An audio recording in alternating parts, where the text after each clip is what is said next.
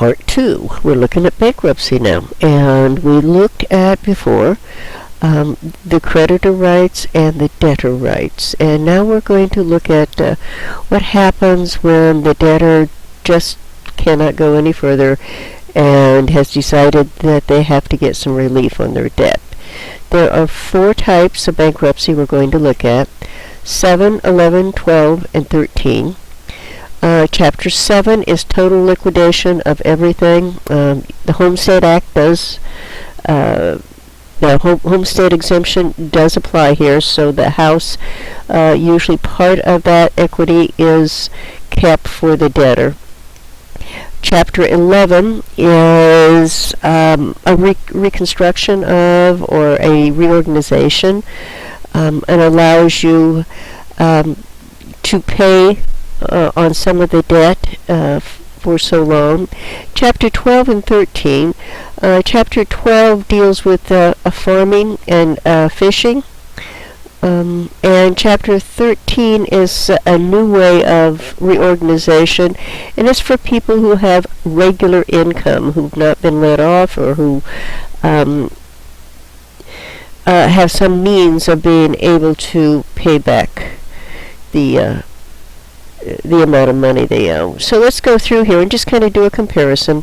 The first issue is who can petition. Well, the debtor can do it voluntarily, or a creditor can force them into bankruptcy if they owe an extreme amount of money. Chapter 11 is where they reorganize, and again, it can be voluntary or involuntary. For Chapter 12 and 13, though, can only be voluntary. Somebody cannot force this group of people into a Chapter 12 or Chapter 13. So who could be the debtor? In Chapter 7, which is the total liquidation, any person, including a partnership or corporation, which would include a small business, except railroads, insurance companies, savings and loans, investment companies with the Small Business Administration, or credit unions. These cannot file Chapter 7. They can't liquidate. In Chapter 11, any debtor eligible for Chapter 7 is eligible for Chapter 11, but also railroads can do a voluntary Chapter 11. Chapter 13 is interesting. 12 and 13 is interesting. Chapter 12 is for a family farmer with 50% of their gross income in farming and debts 50% related to farming. They can file the Chapter 12. Now, with fishermen, and that's a little bit different. It's got to be a family fisherman with 50% gross income in whoops, needs to be fishing there. In fishing, and 80% of the debts related to fishing. So a little higher stipulations on the fishermen. Then on Chapter 13, any individual with regular income who owes fixed unsecured debts of less than $360,000, or they could have secured debt of less than $1,081,400. I'm not sure where they came up with those numbers, but that's what we've got for who can be a debtor. And it looks like we're ready for a question. So you go take care of the question, and I'll go get ready to talk about the procedures leading to a discharge of the debt for the debtors. Okay, back and ready to go. Procedure leading to the discharge. When you're doing a liquidation, it's pretty harsh. Non-exempt property is sold and distributed to the priority groups.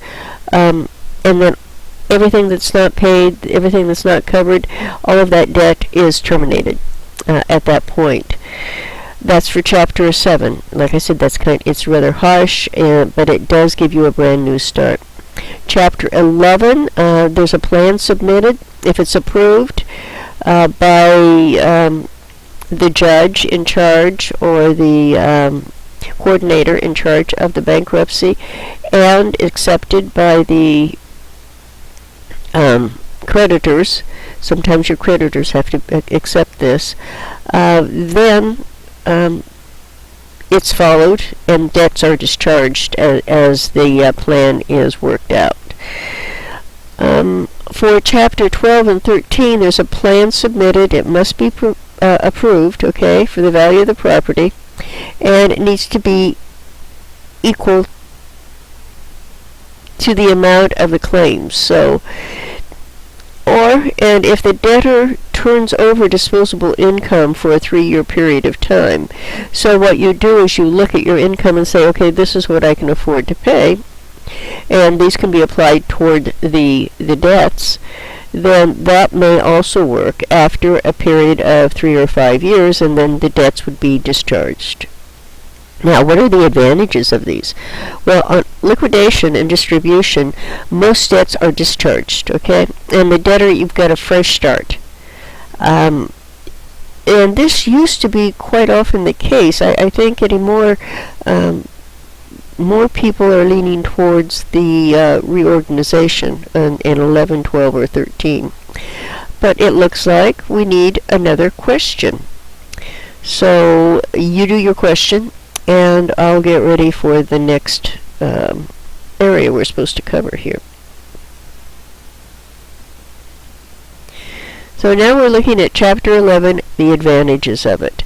And the advantages of a Chapter 11 is a debtor can continue in the business. Creditors can either accept the plan or have it crammed down them, just kind of depending on how reasonable the plan is. And the plan does allow for reorganization and liquidation of debts over the plan period. So the plan is so very important. So for Chapter 12 and 13, kind of the same thing.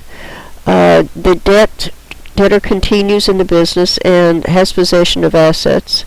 And the plan, if it's approved, most of the debts are discharged after a 3-year period of time of attempting to get this all taken care of.